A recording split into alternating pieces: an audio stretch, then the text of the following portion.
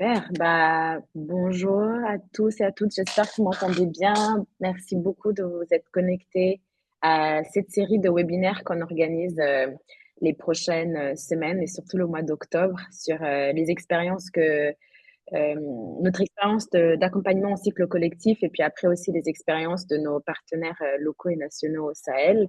Euh, Tu peux aller au prochain slide. Je vais peut-être présenter quelques petites informations et règles et puis après on va rentrer dans le programme.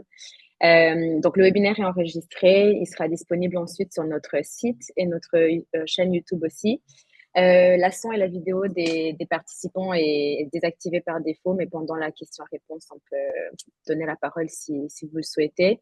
Pour poser vos questions, n'hésitez pas à écrire dans la section Q&A ou Q&A et ensuite on vous donnera la parole. On a deux parties de questions-réponses pendant la session. Et si vous en avez besoin, il y a une traduction simultanée offerte à travers Zoom et je vais vous montrer juste sur le slide suivante euh, comment accéder à ça. Il y a juste tout en bas vous pouvez cliquer sur afficher sous-titres et puis après sélectionner la langue qui est parlée et puis la langue que vous souhaitez entendre. Pardon, en sous-titres. Super, je propose qu'on avance. Pour le programme d'aujourd'hui, donc je vais présenter rapidement notre méthodologie d'accompagnement en cycle collectif et quelques informations sur ce qu'on a déjà pu lancer. Puis après, on va aller directement dans la présentation par nos ONG partenaires. On a SOS Médecins, BFN, Alerte Santé, Kyogo et AMCP. Est-ce que vous allez pouvoir en savoir plus par chaque personne qui est là aujourd'hui pour représenter l'ONG? Et on aura deux moments entre deux et trois présentations de faire quelques questions-réponses, comme ça coupe un peu. Vous pouvez poser vos questions, demander des informations. S'il n'y a pas de questions, n'hésitez pas de les mettre dans le chat, mais je propose qu'on y va. Ok. Je vais peut-être dire, moi je m'appelle Zanina, je suis chargée de programme au CAA et je fais surtout nos accompagnements de partenaires en Afrique et le développement du CAA en Afrique aussi. Et je vais peut-être dire un petit mot sur le Climate Action Accelerator pour ceux qui ne le connaissent pas, même si en regardant un peu la liste des attendees, je pense que vous nous connaissez, mais on est une initiative basée à Genève qui vraiment vise à mobiliser des organisations de haut impact social dans la mise en œuvre des solutions pour le climat, surtout pour augmenter aussi leur résilience opérationnelle et contribuer à contenir le réchauffement de la planète à sous 2 degrés. On a trois axes de travail, c'est vraiment rendre l'action possible à nos organisations partenaires en leur donnant des moyens, en étant un pôle d'expertise et de ressources commun pour nos partenaires. On a vraiment une optique en sorte que nos partenaires entraînent leurs partenaires, deviennent des ambassadeurs de changement dans leur écosystème avec d'autres organisations, mais aussi dans plusieurs secteurs, et puis après de partager comme bien commun à tous nos partenaires, à tous ceux qui nous visitent sur notre site, sur nos webinaires publics, toutes les solutions, tous les enseignements que peuvent témoigner nos partenaires pour faire en sorte que l'action et l'impact va au-delà de juste nos partenaires. Et puis sur le prochain slide, aujourd'hui, on a plus de 30 partenaires avec des organisations internationales qu'on accompagne depuis le début du CAA, de l'accélérateur en 2020, 2021. Et puis après, on a vraiment évolué à avoir des accompagnements et avec des acteurs locaux, nationaux et internationaux. Et aujourd'hui, on va surtout parler, juste au prochain slide, de nos cycles collectifs. Aujourd'hui, on a commencé avec un de nos partenaires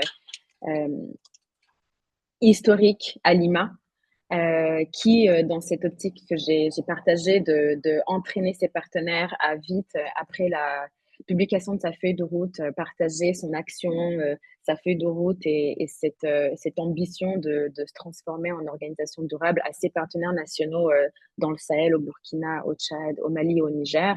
Et en 2023, on a démarré un cycle collectif avec nos partenaires qui sont à présent aujourd'hui, donc le premier cycle collectif. Et aujourd'hui, on a vraiment souhaité garder notre optique de webinaire thématique, mais en mettant en avant des projets que mettent en œuvre nos partenaires. Donc aujourd'hui, vous allez pouvoir les rencontrer. En 2024, on a pu lancer un deuxième cycle collectif, cette fois-ci avec Wiz ONG, basé principalement au Sénégal, mais aussi avec Demtou, un des partenaires aussi d'Anima. Et l'optique, c'est vraiment de continuer à pouvoir faire ces accompagnements pour avoir à la fois des actions locales, nationales, internationales, pour vraiment secteur de la santé, de l'humanitaire qui intègre tous ces éléments d'une manière durable. Juste pour vous parler un peu de la méthodologie au prochain slide qu'on utilise pour accompagner nos partenaires sur une période d'à peu près une année. On commence par un état des lieux avec nos partenaires qui rentrent à bord de l'accélérateur comme partenaire sur le long terme. On commence avec un état des lieux pour comprendre ce qu'ils font, ce qu'ils souhaitent faire, les actions qu'ils ont pu démarrer, parce que la plupart des organisations qu'on accompagne juste par conséquence des effets du changement climatique qui témoignent, ont des fois déjà démarré des actions. On comprend un peu voilà, leur état de lieu, mais aussi en fait de la collecte de données pour d'un côté comprendre leur impact environnemental au niveau de la pollution, au niveau des déchets, mais aussi une mesure simplifiée des émissions carbone, juste pour comprendre où se situe l'organisation, quels sont potentiellement des points chauds, d'où surtout leurs émissions peuvent être, mais aussi où ils sont sensibles à la volatilité des prix des fossiles. Et puis, à travers ça, on fait un choix de priorités thématiques avec les organisations. Quelles sont les solutions qui les intéressent? Quels sont les thèmes d'action qui sont pertinents dans leur contexte à eux? Quelles solutions ils souhaitent vraiment mettre en place dans leurs organisations. Puis après, on avance à construire vraiment des feuilles de route, on structure, on fait des engagements et à la rédaction. Et quand ce travail un peu de rédaction, de mettre ces solutions dans un document avance, on finit aussi avec un atelier ou vraiment une section, on parle beaucoup de la mesure, du financement, de la préparation à l'implémentation. Donc, on parle vraiment quels sont les moyens à mettre ensemble, quels sont les défis qui peuvent venir, comment les surmonter, et puis après, comment financer ces actions clés, où on vraiment parle beaucoup de la question de la mobilisation de ressources pour ensuite publier les feuilles de route, les présenter. On a eu plusieurs occasions de présenter les feuilles de route des ONG que vous allez entendre aujourd'hui. Et ce webinaire est un de ces moments-là où vraiment on voulait faire une introduction à leur feuille de route pour ensuite faire la série des webinaires qui va suivre où on touche vraiment leurs solutions prioritaires. Et puis après, il y a la phase d'implémentation où on continue à soutenir nos partenaires au fur et à mesure de leurs actions. Ils rentrent dans une communauté de pratique et ils se joignent à d'autres cycles, comme par exemple les 13 organisations aujourd'hui qui vont bientôt arriver dans l'implémentation. Et juste au prochain slide, on voit aujourd'hui voilà, où on en est avec les deux cycles. Il y a le premier qui a publié leur feuille de route il y a déjà un moment et qui est dans l'implémentation. Et puis le deuxième qui aujourd'hui est toujours dans les ateliers de construction mais qui arrive très vite aussi à la publication de feuilles de route. Donc, vous allez pouvoir voir ça aussi très, très bientôt et on vous garde au courant de quand on va pouvoir faire aussi une série de webinaires sur leurs actions, leurs projets prioritaires dans pas très longtemps, j'en suis sûre. Ça, c'était vraiment juste pour une introduction à nos cycles collectifs. Et juste pour finir, on a publié un guide au prochain slide qui capitalise sur ce premier cycle d'accompagnement que nous avons fait. Tu peux aller au prochain slide, Macarena? Oui, super. On a fait un guide en fin d'année dernière. On a publié une version consultative d'abord où on a eu les retours de plein d'ONG qui ont participé à nos événements à Dakar et on a ensuite publié il y a juste quelques mois la version finale où on capitalise sur l'expérience avec nos partenaires. On partage des études de cas d'un projet clé de chaque partenaire, mais aussi on regroupe toutes les solutions qui se retrouvent dans leur feuille de route, dans les feuilles de route de nos partenaires à venir. Et on essaie aussi de parler des moyens, un peu quelles sont les leçons en fait qu'on a appris à travers ce premier cycle.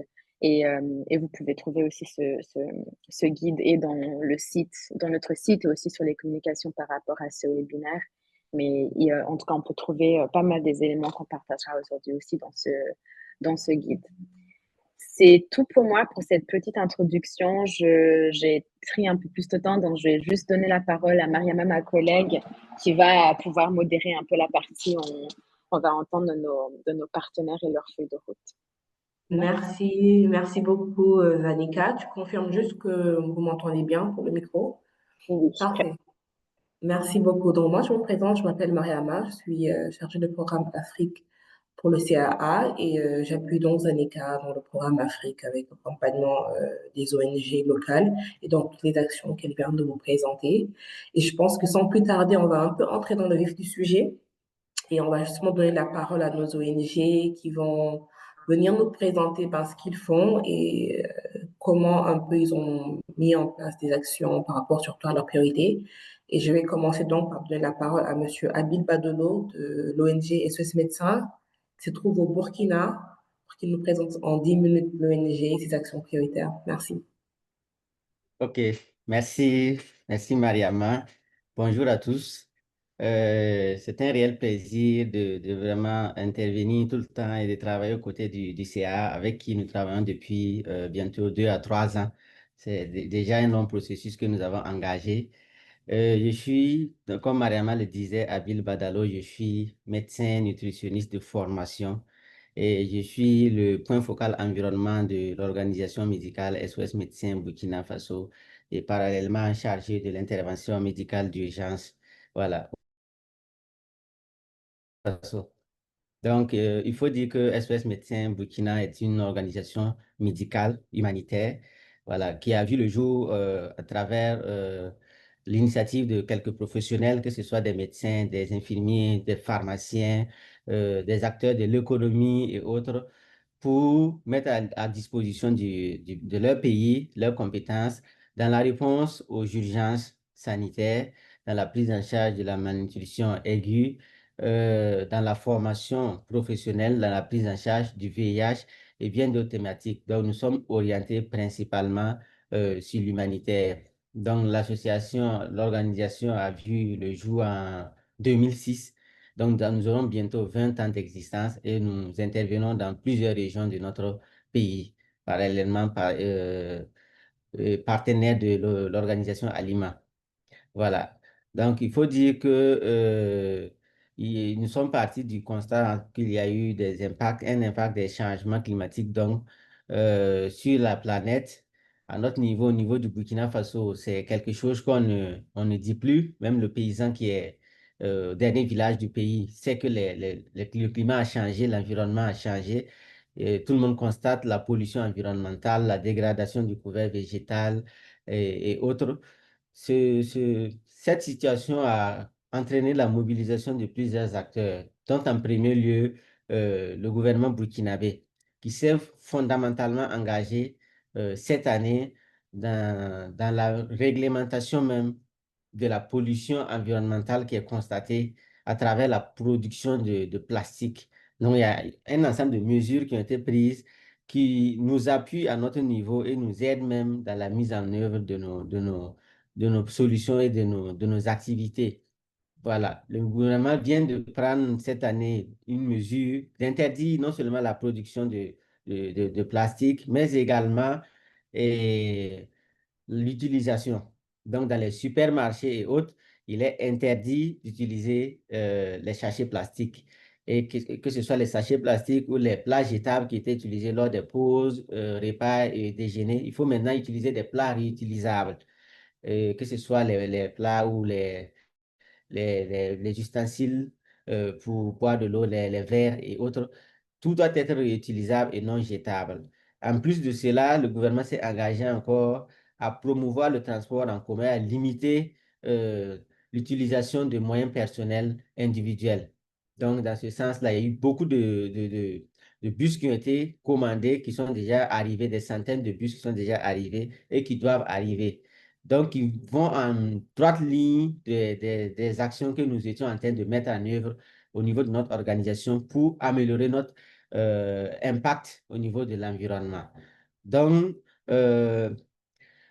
initialement, nous sommes partis avec les partenaires de Alima, parce que nous sommes également partenaires d'Alima, afin de faire l'état des lieux de notre production de déchets, l'impact carbone, et s'orienter résolument dans une politique, si on peut le dire, mise en œuvre au niveau de l'organisation concernant le climat et l'environnement. Comment nous allons mettre en œuvre nos activités afin de protéger et d'être le moins possible impactant sur le plan carbone.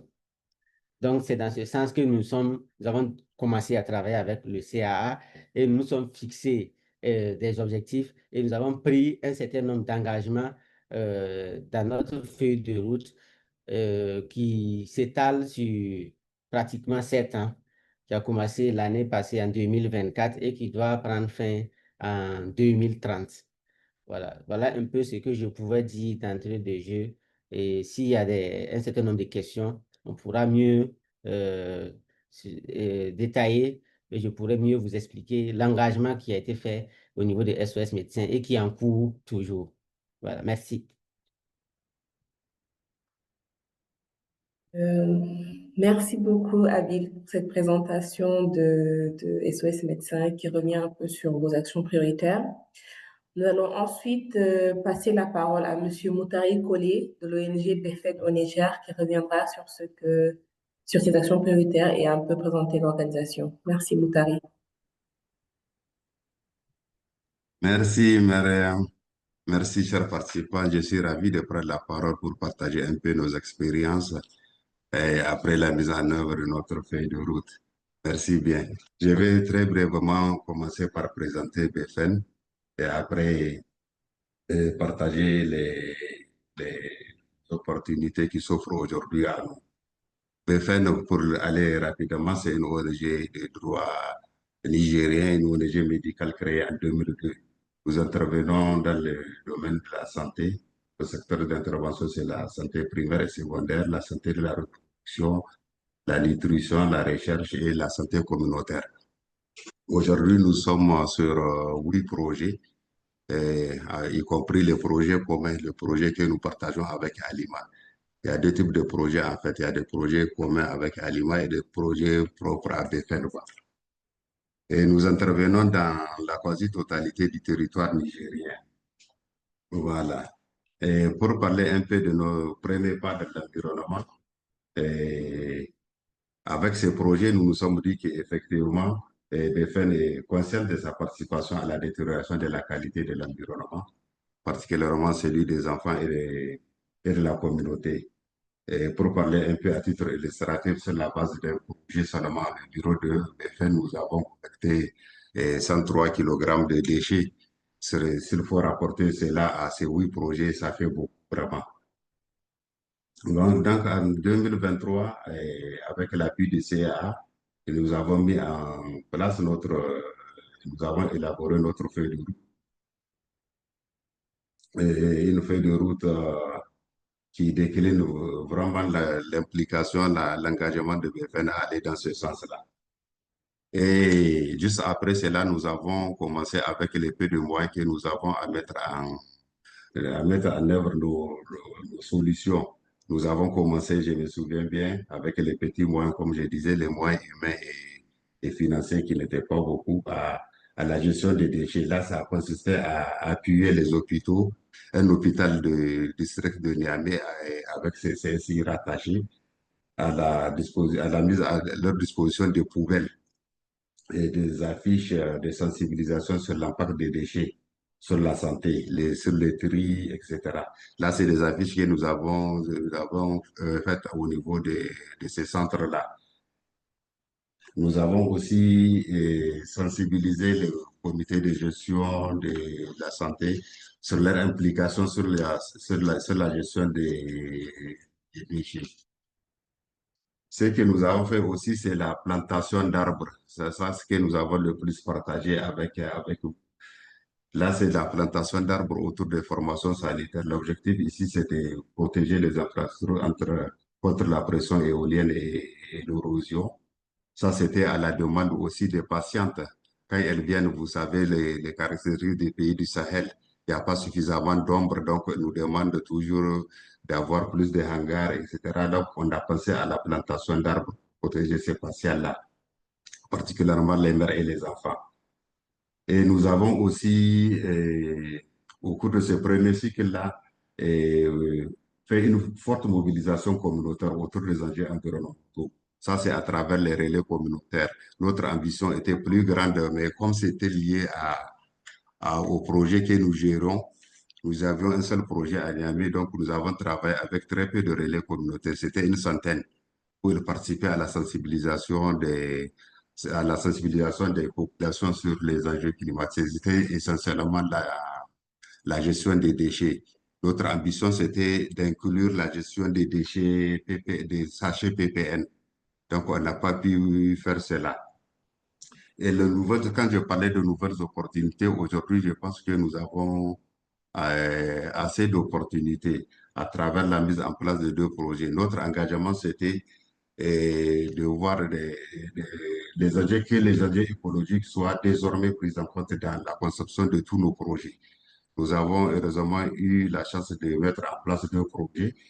Un projet sur financement UNICEF qui vise l'amélioration des capacités de résilience des personnes vulnérables et de afin d'utiliser les services sociaux dans le domaine de la nutrition. Avec ce projet, nous avons greffé des activités de production à grande échelle de moringa avec les femmes regroupées au sein des groupes de soutien Ange. Le groupe de soutien, c'était des structures communautaires prévues dans le cadre de ce projet de nutrition-là, où des femmes, où on encadre des femmes pour l'alimentation de l'enfant. Donc, nous avons profité de cela et sur leur demande aussi, parce que c'est après toujours une assemblée villageoise que les gens, avec les outils que nous avons dans le cadre de ce projet, que les gens identifient leurs besoins primaires, ils identifient les besoins et on voit ensemble comment les mettre en place. Et là, ils ont initié de faire la plantation des moringas. Moringa, je pense que vous connaissez Moringa avec ses vertus médicales, tout ça, donc, et nutritif. Donc là, nous avons appuyé sur le groupe de soutien, le nombre de groupes de soutien, ils sont 599, je crois, sur ce projet. Donc, avec tous ces groupes, un groupe de soutien compte en moyenne 7 femmes.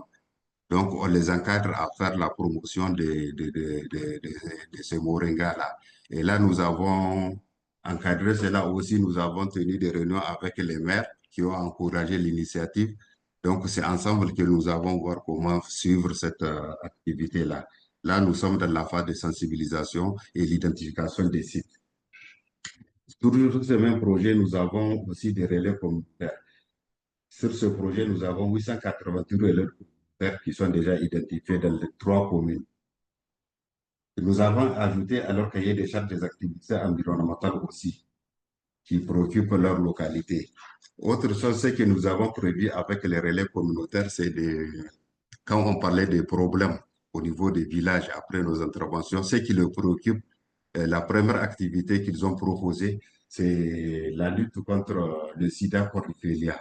Sida cordycelia, c'est une plante herbacée qui colonise les jachères, les aires de pâturage et des couloirs de passage dans les zones agricoles. C'est une plante qui pose des problèmes pour le système d'élevage, car son développement réduit la disponibilité du fourrage. Donc là, c'est à juste titre qu'ils ont tout de suite identifié cela.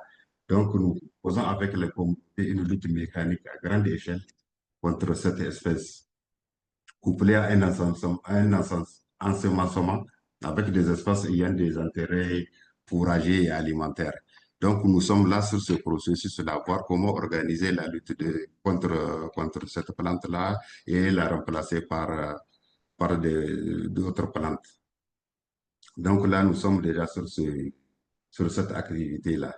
Le deuxième projet aussi qui nous sert vraiment de trucs pour pouvoir introduire nos activités environnementales, c'est un projet de renforcement de la couverture vaccinale pour les enfants zéro dose et sous-vaccinés dans les districts de la région de Maradi. Ici, nous avons eu l'opportunité de mettre en place une plateforme communautaire qui compte 300 recours, dont 300 recours dans la plateforme. Donc là, nous avons greffé aussi des activités environnementales. Là, c'est la gestion des déchets qui est ciblée plus. Là, nous commençons dans une semaine cette activité-là. Nous aurons une rencontre après les relais pour Vous pouvoir avez définir encore 2 minutes. 2 minutes. Bon, donc, je vais rapidement sur les leçons apprises. Là, à travers cela, nous avons des leçons apprises vraiment. On a compris que la communauté est très consciente du changement climatique et ses conséquences sur leur vie de tous les jours. Ça, c'est après vraiment le rencontre que nous avons avec la communauté. Et elle est disponible vraiment pour participer à la mise en œuvre de toute activité vraiment qui va dans ce sens-là. Et autre chose qui, à mon avis, est importante, c'est la collaboration avec le ministère en charge de l'environnement et du climat. Ça peut être vraiment une opportunité pour nos organisations de la lutte contre la résilience, pour les effets contre les changements climatiques. Là, je pense que c'est une opportunité que nous devons saisir aussi. Peut-être qu'au début, nous avons un peu négligé cela. Mais après, quand nous, on était lancé dans le partage de la vulgarisation de notre feuille de route, on a approché les autorités qui sont en charge de l'environnement, on a découvert que d'abord les autorités sont disponibles et prêtes même à appuyer les organisations locales.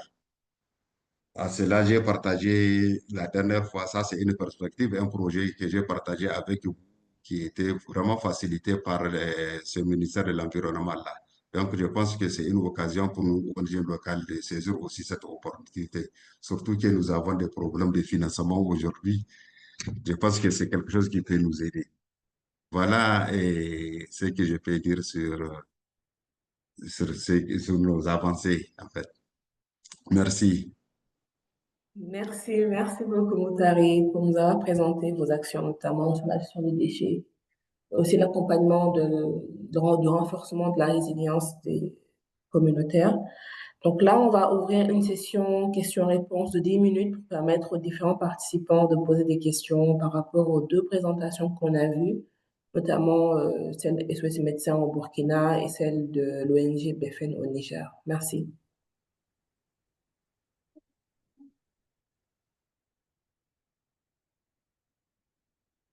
Donc, n'hésitez pas à lever la main pour poser une question ou même dans le chat.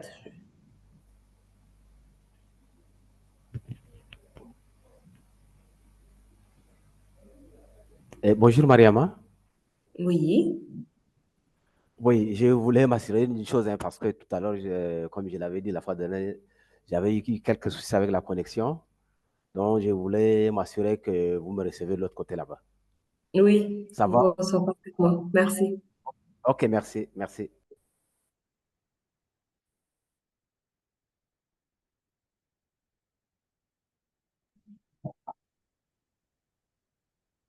Donc, vous pouvez lever la main pour poser une question ou intervenir dans le chat si vous préférez. Si vous avez des questions adressées à Abil ou Moutari ou encore des réactions par rapport à ça. Sinon, je peux peut-être pour démarrer poser une question. Ah, Abil. La première question. Il y a une main Dans qui le- est levée, hein. Hmm, Une main qui est levée dans le chat. Nathalie. hmm. Allez-y, Nathalie, puis après, Abil, tu peux reprendre la parole si tu peux rajouter quelque chose. Est-ce que... Nathalie, je pense que tu peux prendre la parole. Je t'ai permis de... Ouais, Ouais, super. d'accord, merci. Vous m'entendez? Oui, Ouais.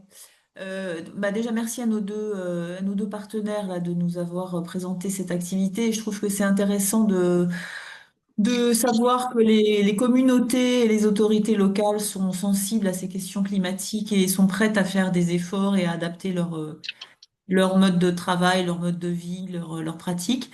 Par rapport à l'intervention du monsieur du BFN, il disait on a des sources de financement disponibles pour ça.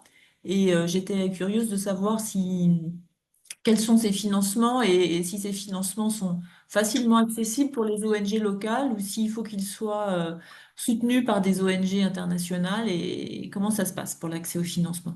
Parce que j'imagine que c'est pas simple quand même. Merci.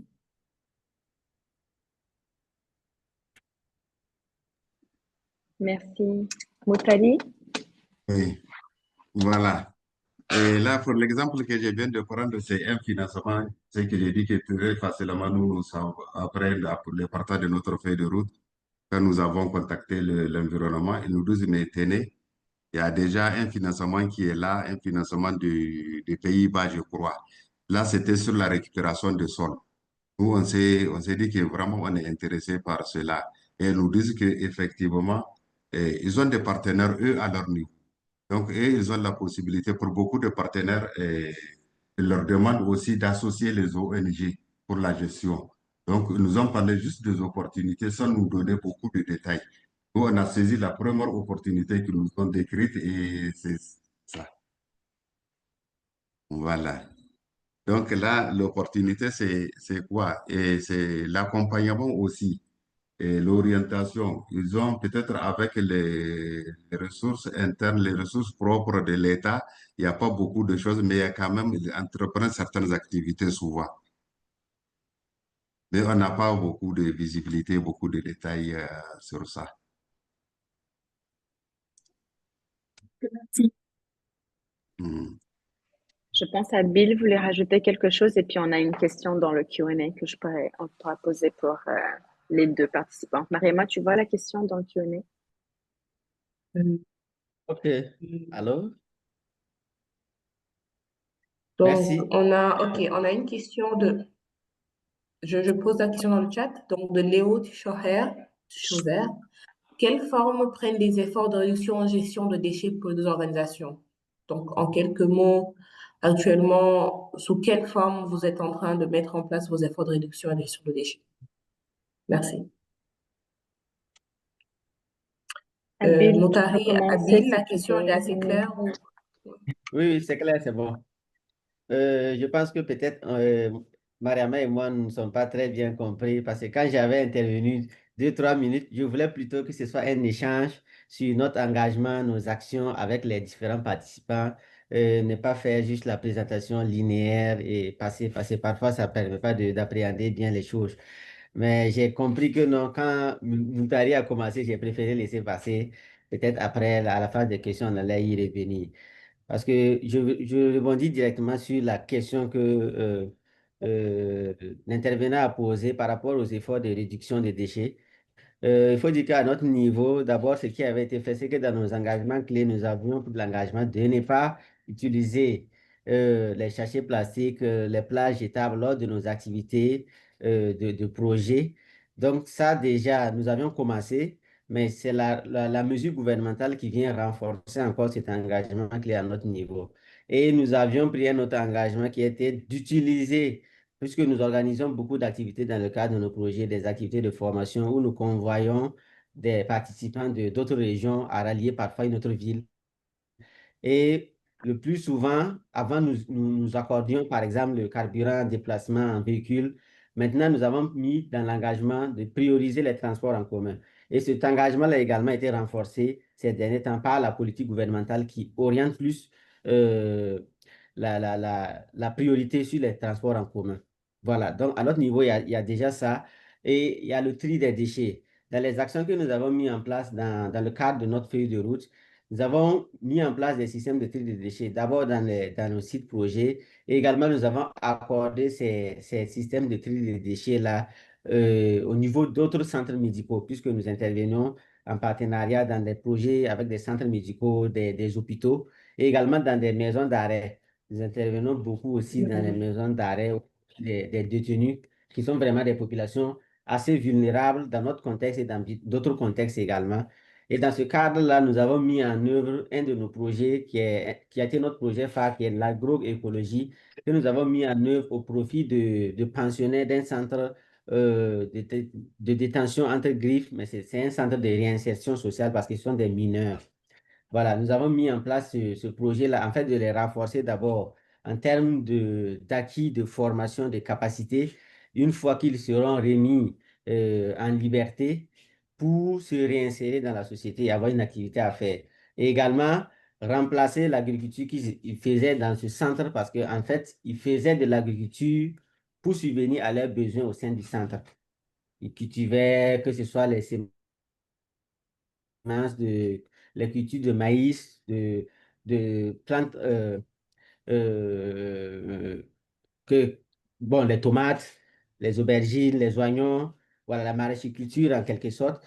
Et nous sommes arrivés pour changer cela en agroécologie parce que ce qui était fait, c'était de l'agriculture conventionnelle avec l'utilisation de pesticides, d'engrais qui n'étaient pas biologiques. Donc, c'est ce que nous avons essayé de changer et de mettre en place. Ça fait bientôt plus d'1 an que nous avons aménagé une superficie d'1 hectare au niveau du centre, procéder, réussir à faire au moins 2 à 3 récoltes et capaciter en quelque sorte les enfants qui bientôt pourront sortir parce que le centre apprend des métiers aux enfants. Il y a la soudure, il y a la couture, il y a la mécanique et nous sommes venus ajouter à ce paquet d'activités l'agroécologie. Donc, ça fait partie d'une de nos activités que nous avons mis en place au niveau de ce projet-là. Et au niveau de SOS Médecins, en plus de ces activités-là, nous avons mis en place également des actions qui ont trait également, qui ont un lien avec l'environnement à travers la lutte contre les maladies émergentes qui sont le plus souvent liées à des questions environnementales, parce que nous remarquons une recrudescence en fait des maladies infectieuses, telles que, n'est pas sans ignorer, Ebola, la fièvre Marburg, et la Covid est passée, mais il y a également la dengue. Donc, nous avons mis en place un diplôme interuniversitaire en collaboration avec plusieurs partenaires et même l'OMS avec qui nous travaillons, l'Université de Ouagadougou et l'Université Paris-Sorbonne Nord. Et celui-là, sa troisième année, cette année. Donc, nous sommes également axés dans le domaine de la formation et opérationnelle et nous avons comme partenaire en cela le ministère de l'Enseignement, le ministère de la Santé. Donc, nous avons pas mal d'activités dont beaucoup s'orientent avec la question environnementale et d'autres avec la question de la santé. Voilà. Il y a certains aspects, je pensais que j'attendais un échange interactif pour qu'on puisse échanger et faire un partage d'expérience comme le veut le webinaire, mais quand cela ne tiennent, voilà un peu résumé certaines actions et la feuille de route que nous avons mis en place qui est déjà enclenchée et qui prendra fin en 2030 et nous continuerons toujours à mettre en œuvre des actions en faveur de l'environnement. Donc, c'est ce que je pouvais dire.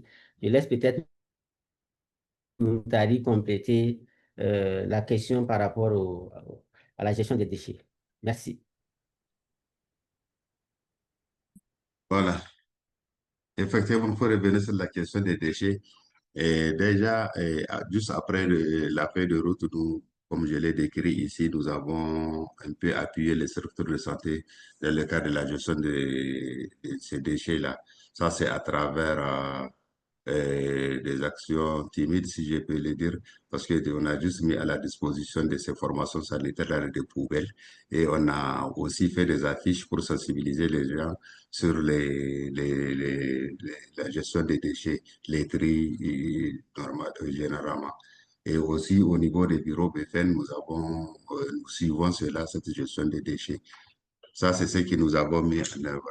Avec le projet ici, aujourd'hui aussi, comme je le disais aussi tout à l'heure, le projet de vaccination, là, ça suppose vraiment une gestion aussi plus rigoureuse de ces déchets. C'est des actions qui vont se faire au niveau communautaire. Donc là, nous avons, avec l'appui des services sanitaires, comment rapatrier les déchets biomédicaux de la communauté vers les centres plus appropriés là, pour leur destruction. Ça, nous avons mis en place déjà le système-là. Et aussi, nous allons voir la gestion avec les relais communautaires que nous avons mis en place, comment aussi ils peuvent, point de la sensibilisation, comment ils peuvent implémenter cela aussi au niveau communautaire. C'est ça qui nous manquait, c'est ça qu'on n'a pas fait. Au niveau communautaire, nous allons aussi voir comment, à travers la sensibilisation, parler un peu de cette gestion des déchets. C'est peut-être une occasion pour nous aussi de voir avec nos déchets PPN, parce on tient toujours à cela. On n'a pas eu les moyens de le faire. Peut-être on peut commencer avec ça. Voilà ce que je peux dire sur ce que nous avons fait dans le domaine de gestion des déchets. Merci, merci beaucoup, Montari. Donc, merci pour les précisions que vous avez apportées, tant vous que Abil, par rapport aux différentes actions que vous mettez en place. Je pense qu'on peut essayer de continuer dans cette dynamique en donnant la parole au reste des ONG du cycle qui, à leur tour, viendront aussi faire leur présentation et on aura l'occasion, de toute façon, d'avoir une dernière séance de discussion juste après du second passage. Donc, sans plus tarder, je vais passer la parole à Monsieur Lima Soussalé de l'ONG Alerte Santé qui se trouve au Tchad, qui vient aussi faire son intervention par rapport aux actions de Alerte Santé. Merci.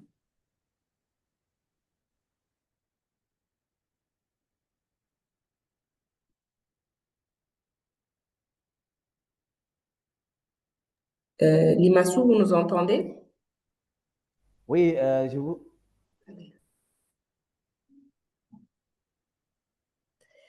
Votre micro a été coupé. Un troisième Allô? habile. Oui, Oui, là, c'est maintenant vous me parfait, on vous recevez? entend. Monsieur Salé, C'est on bon? vous entend parfaitement, oui, merci. Ok, une fois de plus, merci. Moi, c'est Limassou Saleh. Je suis géographe de formation. Je suis le point focal climat-environnement à leur santé et en même temps le responsable développement. Pour ce qui est de Alerte Santé, c'est une organisation d'abord créée en 2010 comme association et elle est par la suite devenue ONG en 2012.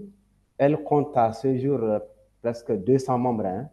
Donc c'est une organisation humanitaire apolitique, non confessionnelle, des services et des droits tchadiens orientés vers la promotion de la santé, au Tchad.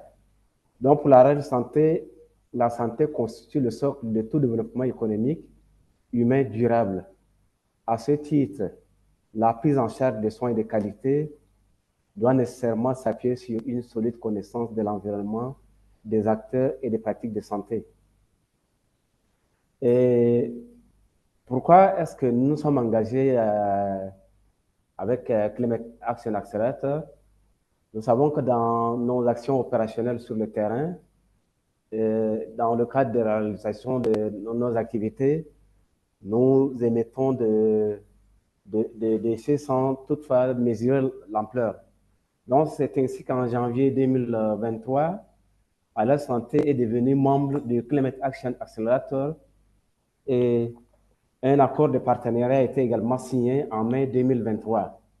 Donc, l'association s'est engagée à évoluer vers un système, un modèle de développement durable, résilient et bas carbone, tout en renforçant son action médicale en faveur de populations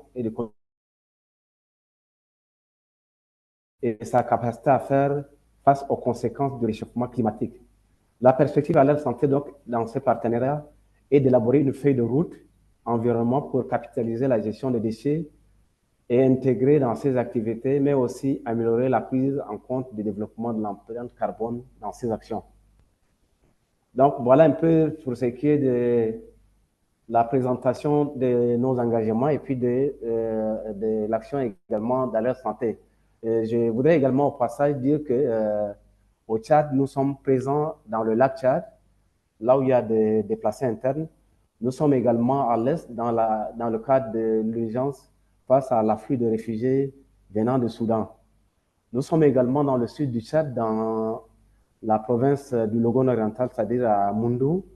Et nous intervenons également dans deux autres provinces au sud du Tchad, à savoir le Mayo-Kébi Est et puis le Mayo-Kébi Ouest, où nous menons également des actions dans les ripostes face aux épidémies. Pour ce qui est du processus de l'élaboration de notre feuille de route, hein, il faut dire que tout a commencé par la réunion de Dakar, comme je l'ai rappelé tout à l'heure, c'est-à-dire le 31 mai 2023, où nous avions posé véritablement le canevas de la rédaction de notre feuille de route avec l'appui du partenaire Climate Action Accelerator. Et après la réunion de Dakar, une fois de plus, nous nous sommes retrouvés entre membres du conseil d'administration Alerte Santé et puis les autres experts également que nous avions impliqués dès le départ, hein, notamment l'Agence nationale de la météorologie du Tchad.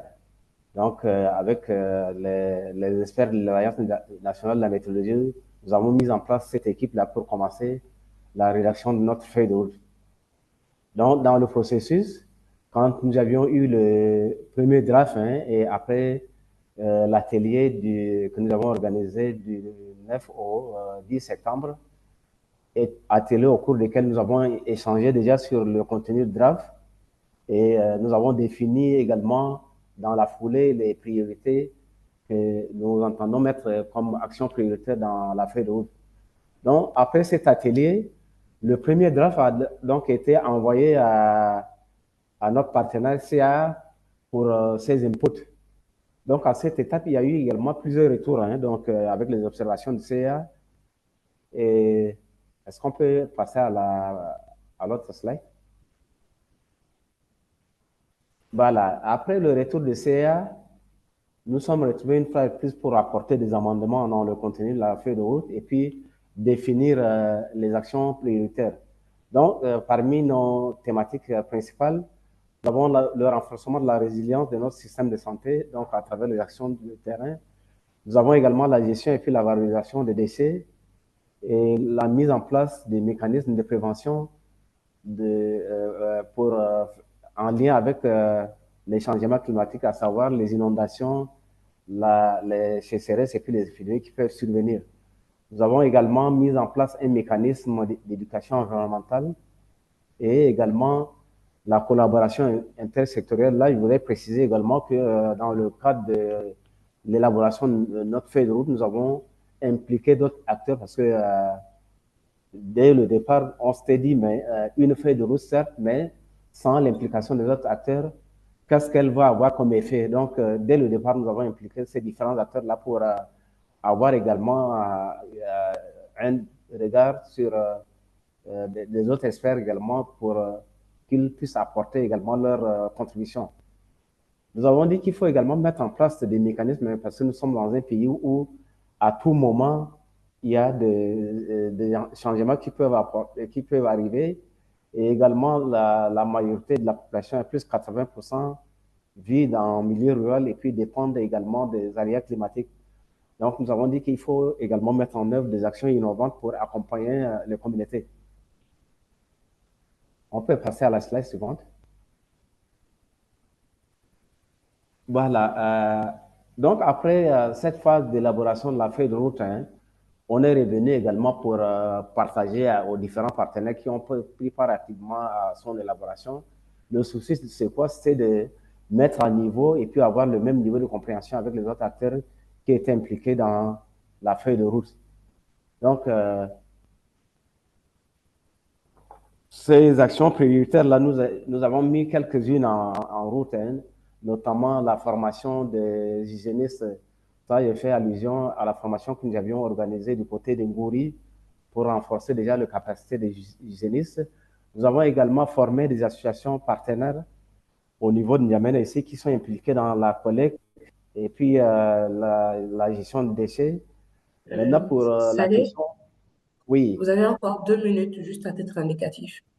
Voilà, je vais aller rapidement pour la question de l'éducation environnementale. Avec le partenaire Un cœur pour l'humanité, nous avons organisé également des formations dans la gestion de l'environnement du côté au sud de N'Djamena, dans une école qui est l'école de Lumia. Et à Bongor, nous avons également renforcé les capacités des comités d'hygiène et d'assainissement qui ont continué à faire un travail quand même très remarquable sur le terrain. Maintenant, avec les radios communautaires pour les alertes précoces, nous avons contracté avec 3 radios communautaires, à savoir la radio d'Aras qui est basée à N'Djamena ici, la radio Terre Nouvelle de Bongor et puis la radio Karouba de Mundo, qui font un travail également de sensibilisation dans le cadre pour alerter les populations de ces différentes provinces-là face aux menaces liées au changement climatique. Donc, voilà un peu les actions que nous avions déjà mises en œuvre et même en dehors déjà des contrats que nous avions signés avec ces radios, les activités de diffusion des données agroécologiques et puis climatiques continuent à être faites par ces radios-là. Donc, c'est dire que même en dehors de notre cadre de contrat, les partenaires ont continué à mener normalement les activités. Donc, voilà ce que je voulais dire par rapport à la feuille de route et puis les actions qui sont mises en œuvre. Merci. Merci. Merci beaucoup, Saleh, pour votre présentation, notamment de vos actions dans le cadre de tout ce qui est communication et information climatique auprès des communautés. Sans plus tarder, nous allons passer la parole à Monsieur Aruna Ouedraogo de l'ONG Kyogo du Burkina Faso, qui reviendra aussi sur les différentes actions qu'ils ont pu mettre en place et nous présenter leurs ONG. Aruna, tu nous entends? Oui, merci bien, Zaneka. Je me nomme Aruna Ouedraogo. Je suis chargé de protection au niveau de l'association Kyogo au Burkina Faso. Donc, l'association Kyogo est une association médico-psychosociale créée depuis 2004 qui intervient dans la protection des groupes vulnérables, notamment les enfants, les jeunes, les femmes, et dans notre contexte, les personnes affligées par la crise. Sous l'accompagnement de Climate Action Accelerator, et avec nos partenaires dans le cadre du consortium à Lima, SOS Médecins, nous avons pu mettre en place une feuille de route de protection environnementale, mais également asseoir une politique de protection environnementale qui dénote la volonté de Keogo de s'engager dans les actions de protection environnementale. Pourquoi Keogo s'est engagé dans ces différentes actions? Parce que nous avons constaté que la question des enjeux climatiques impacte la vie de nos bénéficiaires. Donc, pour cela, à travers notre feuille de route, nous avons comme ambition de travailler à réduire notre empreinte carbone en tant que structure opérationnelle dans l'ensemble du Burkina Faso. Nous savons que nous produisons du CO2, donc il faut travailler à réduire au maximum cela. Nous sommes engagés également à réduire vraiment l'utilisation des sachets plastiques qui polluent l'environnement. Nous sommes également travaillés à assainir l'environnement de façon générale, de sorte qu'il n'y ait pas d'impact, il n'y ait pas d'effet sur nos bénéficiaires. Et pour cela, les questions de protection de l'environnement au niveau du Keogo sont multiples. Nous avons l'ambition de réaliser le ONEL. En voulant réaliser le ONEL, nous avons décidé de mettre en place un jardin agroécologique en collaboration avec un certain nombre de partenaires. Et l'accompagnement de Climate Action nous a permis d'avoir des polytanks, nous a permis d'avoir un forage, nous a permis d'avoir des fosses pour la fabrication de bioconcepts. Et le changement fondamental, c'est que ça nous a permis de quitter de l'arrosage en utilisant les arrosoirs par la technique d'arrosage à bande d'aspersion, ce qui a permis considérablement d'agrandir la capacité de notre jardin agroécologique au bénéfice de nos pensionnaires, car les produits de ce jardin sont utilisés non seulement pour leur alimentation, pour l'alimentation de l'école maternelle et pour le goûter de leurs enfants au niveau de la classe. Donc, c'est une orientation de consommation bio que nous nous sommes dotés à ce niveau. Également, sur les questions de déchets de façon générale, ça nous a permis de renforcer nos capacités de collecte de déchets et de traitement des déchets au niveau de notre structure médicale, mais en plus au niveau des unités de services qui sont des unités d'administration. Ça nous a permis de mettre en place un système quotidien de collecte de déchets suivi de PG réguliers et nous faisons des estimations et lors des réunions de services, on montre les différentes quantités et on s'engage à travailler à ce que ces quantités-là, pour les années à venir ou les mois à venir, qu'on connaisse une réduction. L'idée est de pouvoir vraiment réduire au maximum la production de déchets de l'organisation. Nous mettons en œuvre des projets de développement, mais des programmes humanitaires dans l'ensemble du pays.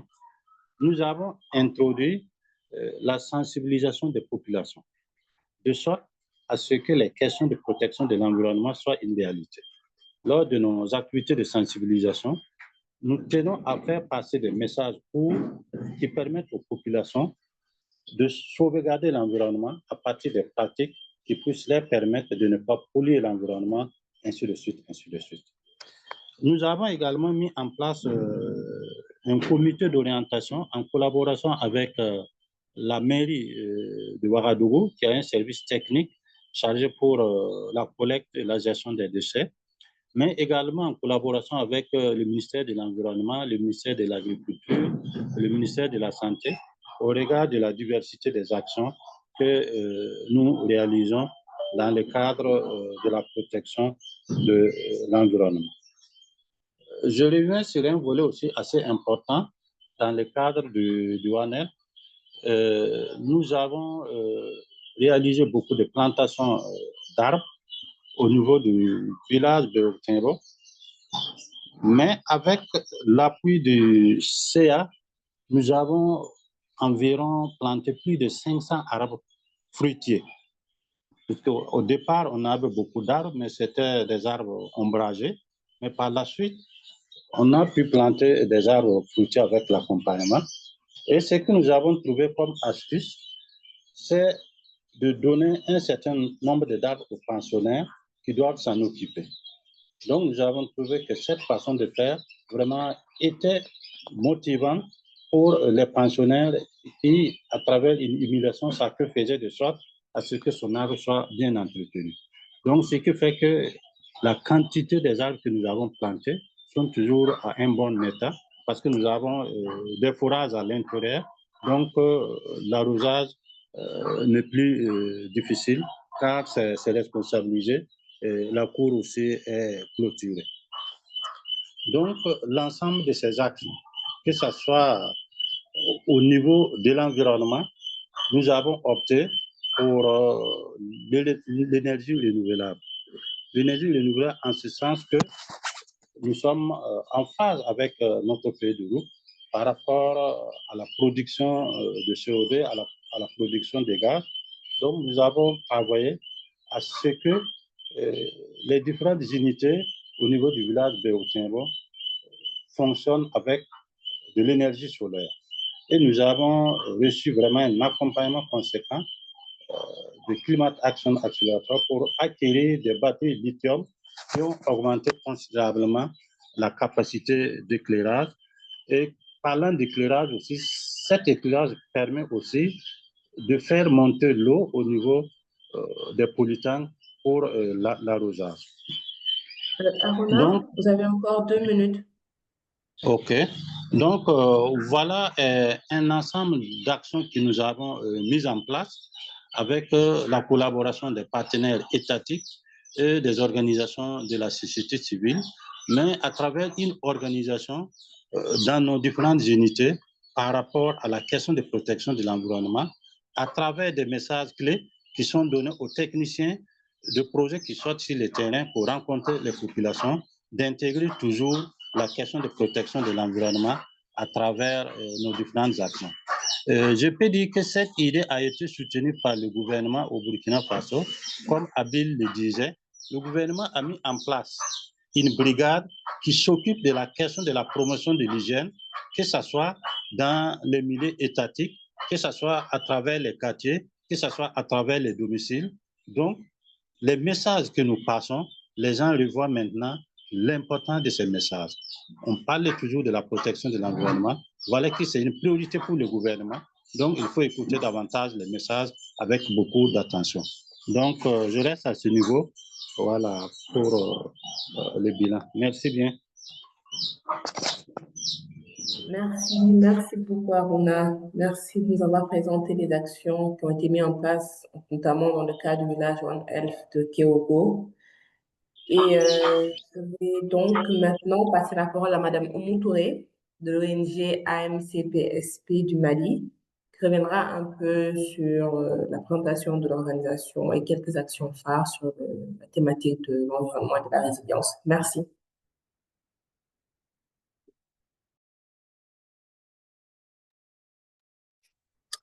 Allô, Oumou, vous nous entendez? Allô, oui, vous me recevez? Oui, on vous reçoit parfaitement. OK. Merci. Bonjour à tous et à toutes. Merci d'être présent aujourd'hui. Moi, je suis Madame Bathily Oumou Touré. Je suis spécialiste en mobilisation des ressources financières et chargée des grands partenariats au sein de l'AMCPSP, Alliance médicale contre le paludisme santé population, et je suis le point focal CAA. Donc, je suis ravie d'être avec vous aujourd'hui pour partager la feuille de route climat 2024-2030 de l'Alliance médicale contre le paludisme santé population, plus connue sous le nom de AMCPSP. Donc, cette feuille de route, je dirais qu'elle traduit notre engagement pour un Mali durable et résilient. Donc, je vous propose maintenant de parcourir ensemble les points essentiels de ce webinaire. Donc, je dirais pour la partie présentation, contexte, tout d'abord, je vais donner quelques mots sur la MCPSP, qui est une ONG malienne, humanitaire et médicale, créée en 2010. Donc, c'est l'Alliance médicale contre le paludisme, santé et population. Donc, sa mission est simple, mais essentielle. Donc, c'est de contribuer à soulager les souffrances humaines et donner de l'espoir. Nous avons plusieurs domaines d'intervention. Un côté santé ou qui englobe tout ce qui est paludisme, nutrition, WASH, tuberculose, VBG, santé de la reproduction, planification familiale, VIH. Et un côté genre et inclusion sociale, recherche opérationnelle, aide humanitaire et action sociale. Donc, depuis 2023, nous avons élargi nos domaines d'intervention pour inclure le climat et l'environnement, une évolution indispensable face aux défis. Ensuite, nous allons parler du contexte qui fait qu'aujourd'hui, le Mali est confronté à de nombreux défis environnementaux, désertification, sécheresse, inondations et perte de biodiversité. Donc, cette feuille de route s'aligne sur la politique nationale de protection de l'environnement 2030 et répond aux besoins urgents d'agir collectivement pour réduire les gaz à effet de serre et renforcer la résilience de nos communautés. Diapo? Diapo? Mariama? Macarena, tu peux passer la diapo, s'il te plaît? Voilà, merci. La diapositive numéro 2 va parler des... non, diapo 2. Voilà, merci. La diapositive numéro 2 va nous parler de la vision et objectif. Parce que nous allons poursuivre maintenant avec notre vision et notre objectif concernant cette feuille de route.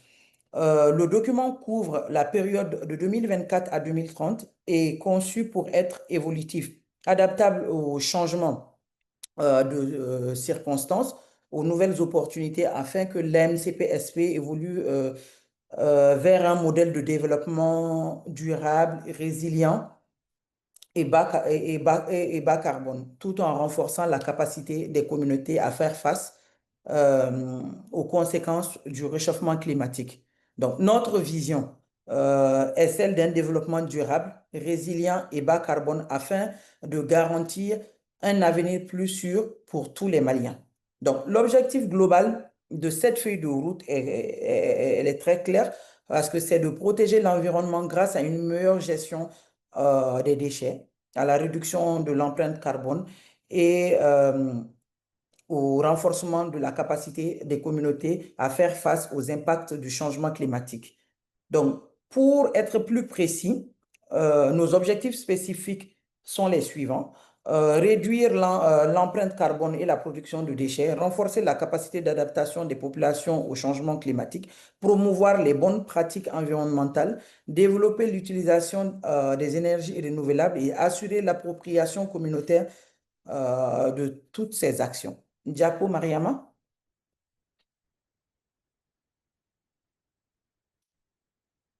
Mariama? Macarena, Oui, est-ce il que y tu a peux passer il y a un le petit diapo? décalage, mais ça arrive. Oui. Zanika? Désolée. Vous les voyez, Oumou? Nous, on les voit, le diapo. C'est celui-ci qu'il faut chercher? Allô? Oumou? Ah, je pense qu'il y a un problème de connexion. Ah, je pense qu'il y a un problème de connexion au niveau de Oumou.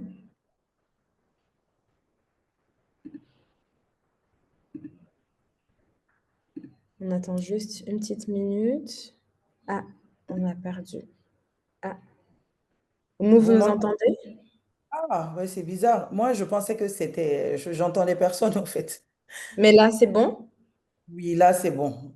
Ok, et vous voyez le diapo, Je vois, celui-ci? je Ça vois marche. diapo 3, normalement, stratégie et plan. Oui, ok. Voilà.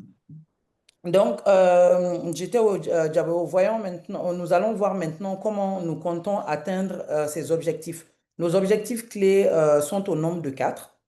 C'est de mener des vastes campagnes de sensibilisation et de formation auprès des communautés, mettre en place une gestion responsable des déchets, que ce soit tri, recyclage et réduction, adopter progressivement l'énergie solaire et suivre notre empreinte carbone. Et en 4, c'est développer le reboisement et installer des incinérateurs améliorés dans les structures de santé. Donc, en ce qui concerne le plan d'action, nous l'avons organisé en 3 étapes.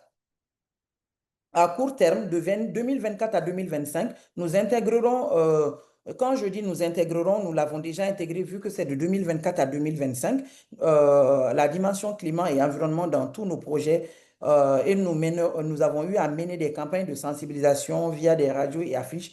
Et nous avons aussi géré les plastiques et les installations de systèmes photovoltaïques.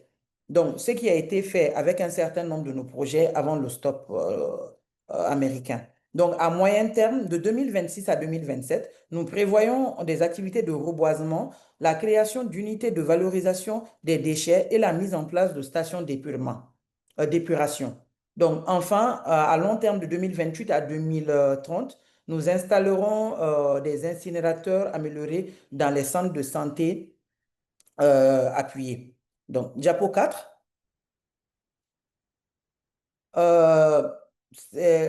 Nous allons terminer avec nos engagements et les leviers de transformation. Donc, la MCP a pris 8 engagements majeurs, parmi lesquels nous avons l'adoption d'une politique environnementale bas carbone dès 2024, la formation de tout le personnel sur les enjeux climatiques afin de transmettre ces connaissances aux communautés, la réduction continue des impacts environnementaux de nos projets, l'intégration systématique d'actions environnementales dans toutes les propositions de projets, le passage progressif à l'énergie solaire selon les moyens disponibles et la promotion de bonnes pratiques environnementales auprès de la communauté. Maintenant, pour concrétiser ces engagements, nous disposons de plusieurs leviers. Nous avions le financement initial du ministère fédéral allemand des Affaires étrangères via Climate Action Accelerator qui est maintenant terminé, une collaboration étroite avec le gouvernement malien, la DNCPN, la société civile et les communautés locales, et enfin un solide dispositif de suivi, d'évaluation et de capitalisation de bonnes pratiques pour assurer la pérennisation des acquis. Par ailleurs, nous avons déjà greffé cette feuille de route à plusieurs de nos projets, notamment Momentum, Fistula Momentum via IntraHealth International, qui est un de nos partenaires comme Alima, et à ATWA, qui est Adolescent Transit West Africa, qui était avec Save the Children, entre autres. Donc, cependant, certains de ces projets se sont achevés ou ont dû être interrompus, notamment à cause de la décision de suspension du financement américain connu sous le nom de MOSTOP. Donc, actuellement, nous sommes donc en recherche de nouveaux financements afin de relancer et d'étendre ces activités environnementales et climatiques. Cette étape est cruciale pour que nous puissions vraiment poursuivre et amplifier nos impacts. Donc, en conclusion, cette feuille de route est une invitation à l'action collective. Ensemble, comme on l'a dit, nous pouvons bâtir un Mali plus vert, plus résilient et tourné vers un avenir durable. Mais je ne clôturerai pas sans dire un grand remerciement pour le soutien technique et financier de CAA pour la production du présent document qui contribuera à garantir l'apprentissage et le partage de meilleures pratiques entre acteurs internationaux et nationaux sur les questions de santé et de développement. Je vous remercie de votre attention.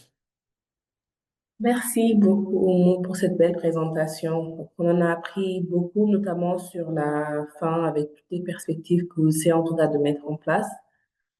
Et cela clôt un peu cette deuxième vague de présentation des différentes ONG. Nous allons réouvrir un second tour de questions-réponses où vous pourrez poser des questions aux différentes ONG. Si vous avez des commentaires, n'hésitez pas à lever la main et à prendre le micro ou encore à vous manifester dans le question-réponse, dans le chat. Merci.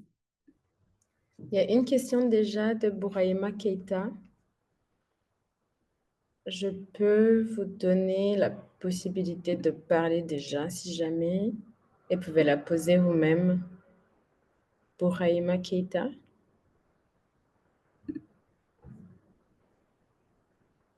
Sur des ressources de documentation.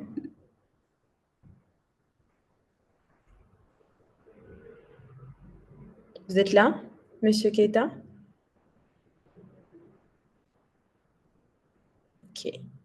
Sinon, il y a une deuxième, peut-être à tout le monde. Comment envisagez-vous l'avenir de vos engagements climatiques et environnementaux dans le contexte actuel de financement difficile?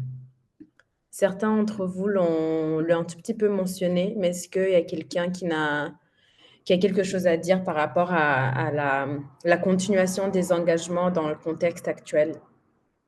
Bon, je vais me lancer, Zanika, Oui, oui, bien sûr. si vous le permettez. Mm. Comme lors de la présentation, on a eu à le mentionner, c'est vrai, malgré un contexte de financement plus serré, la NCPSP maintient ses engagements climatiques en intégrant systématiquement la dimension environnementale dans tous ces nouveaux projets. Même les projets qu'on recherche actuellement, on essaie d'écrire des petites ébauches de parties environnementales. Donc, ce qui ouvre l'accès à des bailleurs multisectoriels. Donc, nous consolidons les acquis du projet pilote, que ce soit reboisement, gestion des déchets, énergie solaire, en misant sur le renforcement des comités villageois et la formation du personnel, afin que les communautés assurent de la continuité même avec des ressources limitées. Donc, euh, je pense que nous nous inscrivons désormais à la dimension climat dans chaque proposition, tout en renforçant vraiment tout ce qui est comité communautaire et de l'énergie solaire pour que vraiment les actions perdurent, même en période de financement restreint. Merci beaucoup. Bon, je vais Adil. ajouter. Ok, Aruna, ensuite Abil aussi à la main levée, donc oui. Zanika, bonjour. Ok, donc, ok, allez-y, Abil, après.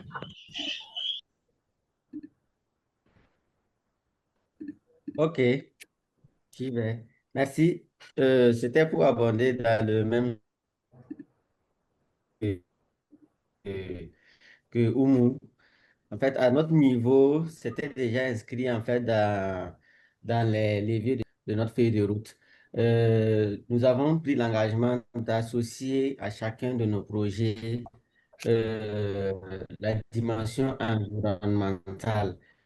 Donc, à chaque projet médical que nous élaborons, nous inscrivons une dimension environnementale, que ce soit des activités spontanées de l'ONG ou des projets proprement dits. Nous avons des lignes où nous associons la question environnementale. Et dans un tel contexte de rareté également des ressources, nous constatons également que les bailleurs sont plus regardants sur la question environnementale. Donc, ça cadre un peu avec nos objectifs. Euh, pour la question de, de, de l'arrêt du financement de l'USAID, ça a vraiment impacté toutes les organisations à notre niveau également. Donc, ça fait qu'il y a une difficulté, en fait, il y a une rareté des ressources de mettre en œuvre proprement dit certains projets. D'autres ont fermé et certains continuent. Mais la panacée que nous avons trouvée, c'est ce que nous avions évoqué précédemment dans la feuille de route. Et j'ai vu qu'il y avait une question également de Boubacar ou Boureyman, je crois, qui demandait les ressources. Je crois que Zanika, si je ne me trompe pas, avait mis les ressources sur le site du CAA. Il y a nos Oui. feuilles de route qui sont détaillées, ce qui a été dit ici, que ce soit la procédure, les différentes actions, les solutions proposées. Certaines activités que nous avons menées même pendant la rédaction de la feuille de route sont mises en exergue dans le document. Donc, c'était un document assez complet. Le nôtre vaut une vingtaine de pages, mais il décrit de manière concrète ce que nous avions l'ambition de faire et ce que nous avions fait en ce moment-là. Donc, c'est ce que je voulais ajouter par rapport à la question de l'orientation actuelle par rapport aux ressources. Merci.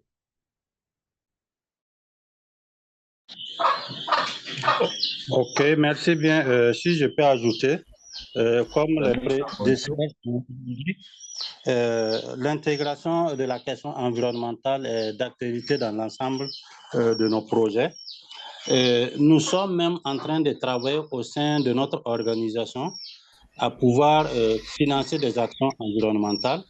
Si je prends par exemple, nous sommes en train de vouloir faire l'élevage au niveau de notre jardin agroécologique. Nous l'avons commencé dans un premier temps, on a eu des péripéties, ça n'a pas donné, nous sommes en train de reprendre ça.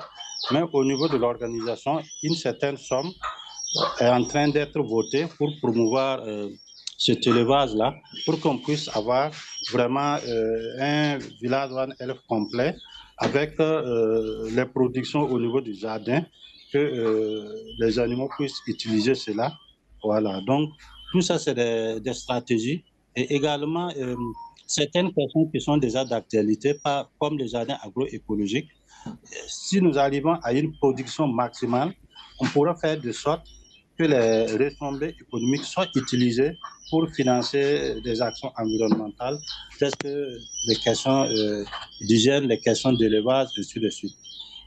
Pour ce qui concerne l'éducation aux pratiques respectueuses de protection de l'environnement au sein des populations, ça c'est déjà un acquis.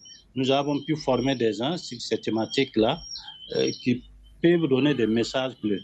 Mais c'est vrai que dans la continuité avec la mutation du personnel, il faut toujours continuer les formations, continuer les recyclages. Ça peut présenter à un moment donné des difficultés, mais nous sommes dans la logique, à partir des initiatives locales, de trouver des petits financements pour que la question de l'intégration, de la protection de l'environnement soit une réalité, parce que nous-mêmes, nous sommes convaincus que ça apporte un impact positif au niveau de nos bénéficiaires. Merci bien, c'est ce que je voulais ajouter. Merci beaucoup, Aruna. Est-ce que Bouraïma Keto, vous avez une question? Oui, bonjour. Janika, vous m'entendez? Oui, oui. Ah, ok. Très bien. Merci beaucoup aux différents présentateurs. Moi, j'avais une question par rapport à ma compatriote Oumou. Moi, je me présente, c'est Bouraïma Keta. Je suis expert environnemental et social au niveau de WHH, Weltwingeride. Donc, en fait, c'est par rapport à leur feuille de route. Je voudrais savoir au niveau de la... Parce que je vis un peu au niveau de la gestion des déchets, tri, recyclage, un peu, mais au niveau de la collecte. Bon, je voudrais savoir un peu, bon, quelle action vous avez engagée au niveau de la collecte. Parce que avant d'arriver au tri, au recyclage, bon, si nous voyons un peu Bamako aujourd'hui, le visage de la ville de Bamako est en tout cas très insalubre. Hein? Je ne peux pas se voiler la face. Bon, je ne sais pas. Qu'est-ce que vous avez engagé comme action dans ce sens? Ou bien vous limitez uniquement aux structures sanitaires? Est-ce que votre action s'étend un peu aussi à la communauté? Voilà, c'est ça. Merci.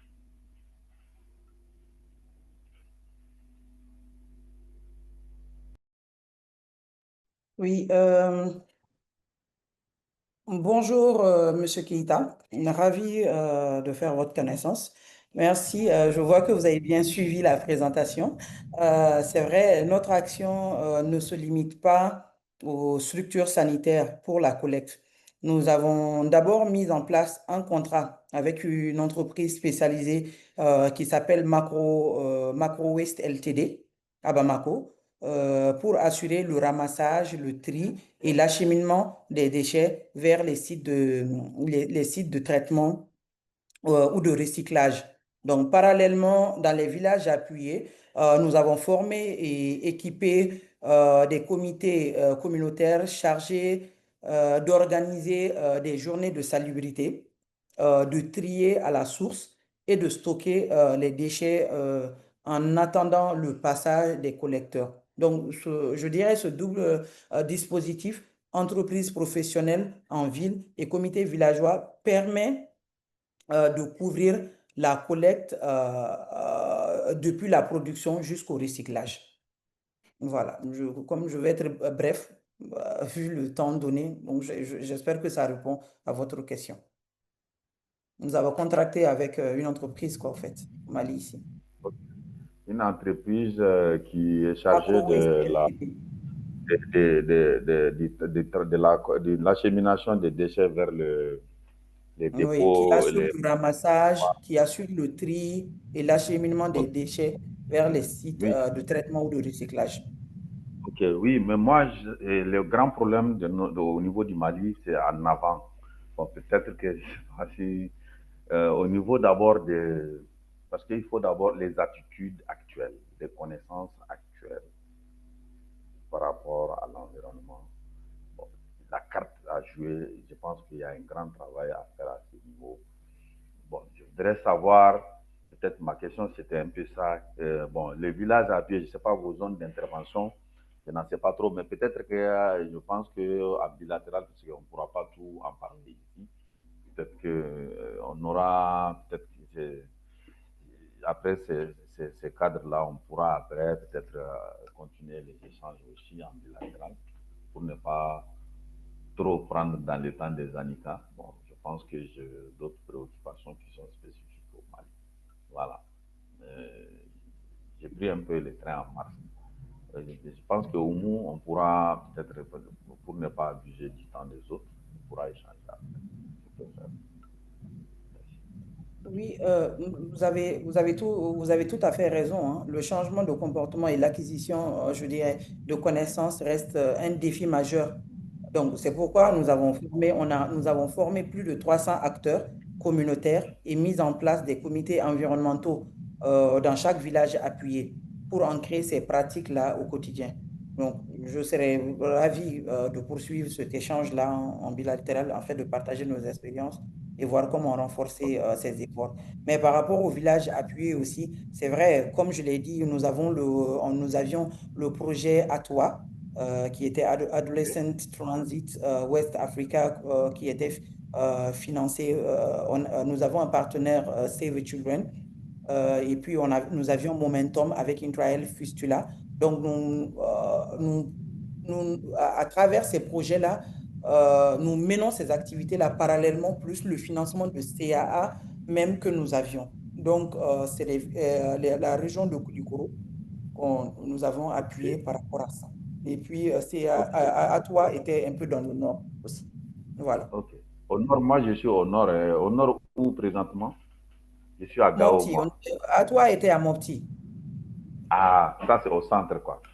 Oui, au centre. Excusez-moi. Au Au centre. centre. Ici, c'est au nord. Moi, je suis au grand nord. Je suis à Gao, Tombouctou, Juste, Saoudeni.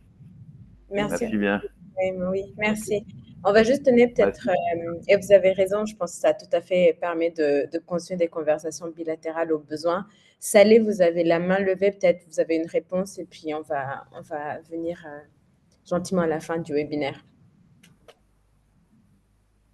Oui, merci Zaninka. Je voulais revenir sur la question du financement, hein. Je crois que s'il y a un des défis auxquels toutes les organisations, bon, il est vrai que nous ne sommes pas dans le même contexte, mais le défi auquel nous sommes confrontés ici, c'est la question de mobilisation des ressources même en interne. Je crois qu'en dehors des financements qui viennent des partenaires externes, mais à l'intérieur ici, il est très difficile pour nous de mobiliser des ressources pour assurer la continuation normale de nos activités.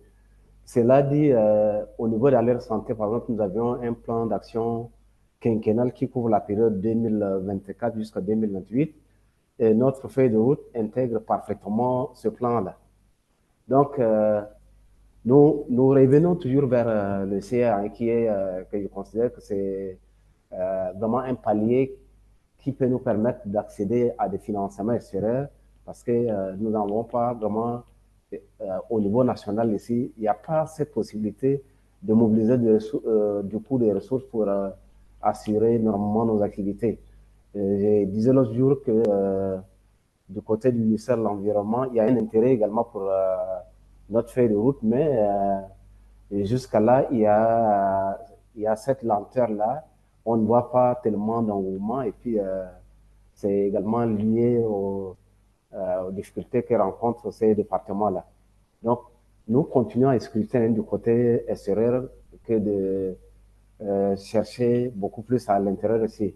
Mais une chose est sûre également, c'est que, par exemple, les ONG ou bien les associations que nous ayons accompagnées au niveau local, d'autres s'en sortent avec la mobilisation des ressources au niveau local. Par exemple, je prends le cas du comité d'hygiène et d'assainissement de Bangor, qui a bénéficié, par exemple, de dotations en matériel pour faire normalement son travail.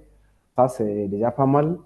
Mais au niveau même de nous, en tant que partenaires de mise en œuvre de nos actions, il est très difficile vraiment de trouver des financements au niveau interne ici. Donc, nous allons continuer à mener ces plaidoyers-là et puis échanger avec les autres et à la limite mettre même en place des mécanismes dans le cadre de nos passages-là, voir comment est-ce que les autres ont la possibilité de mobiliser des ressources en interne. Donc, voilà un peu les préoccupations que je voulais exprimer par rapport à cette question vraiment de financement de nos actions. Ça reste vraiment un grand problème. Merci. Merci beaucoup. Merci Saleh. Je vois qu'il y a une dernière main de Mariama, mais on arrive juste à la fin. Est-ce qu'elle est rapide, la question, Mariama? Lis, pas Mariama Diop. Et puis après, je vous inviterai déjà vous remercier beaucoup d'avoir participé à ce premier webinaire. Et puis, il y aura 4 autres ou 5 autres thématiques qui vont venir dans le mois d'octobre. Vous allez voir et ça va vraiment vous permettre de plus en savoir sur les projets prioritaires, les actions prioritaires thématiques dans l'agroécologie, la solarisation, les toits blancs, la gestion des déchets, la collecte de déchets que vous avez mentionné, Bouraïma, qu'a mis en œuvre nos partenaires. Donc ça c'est à venir. Et merci beaucoup. Sinon, Mariama, on peut aussi, vous connaissez très bien les ONG du premier cycle, donc on peut aussi en parler parallèlement. D'accord. Okay. Merci beaucoup, Zanika. Et vraiment, félicitations à toutes les ONG qui ont fait ces présentations, à l'ensemble des intervenants pour la grande qualité de leur présentation. Donc, à travers ces partages d'expériences, nous constatons combien l'élaboration de feuilles de route est un outil stratégique essentiel pour inscrire nos organisations dans une trajectoire durable, résiliente et bas carbone. Donc, ma question est de savoir quelle perspective de mutualisation Climate Action Accelerator envisage-t-elle entre les ONG du premier cycle et celle du second afin de renforcer l'impact collectif dans la sous-région? Merci. Merci et bravo à toutes les organisations qui ont présenté. Merci beaucoup. Merci à tous. Mariama, c'est une très bonne question et merci beaucoup de la poser. Et je pense que ça va être une des choses qu'on va beaucoup discuter avec l'arrivée des ONG comme ONG Concept dans la phase d'implémentation, vraiment en regardant comment on peut vous appuyer tous en tant que communauté, avec aussi, comme vous savez, l'évolution de l'accélérateur en Afrique. Ça fait partie vraiment des évolutions, des développements qu'on veut faire aussi avec vous, avec nos partenaires, comme une initiative avec des ONG partenaires qui l'aident à se développer et qui l'aident en fait à évoluer dans la manière dont a besoin ses partenaires. Donc, merci pour la question et c'est une question qu'on va beaucoup développer avec vous, nos partenaires, et dans les prochains webinaires aussi. Donc, on aura plus de chance pour en parler. Merci.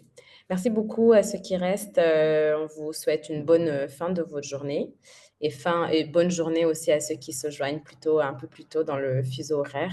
Et à très bientôt pour les autres webinaires de la série. Merci. Merci, au revoir. Moutali, Saleh, Abil, Moumou et Aruna. Merci. Voilà, Merci, Au revoir. Merci, Zanika. Merci. Merci.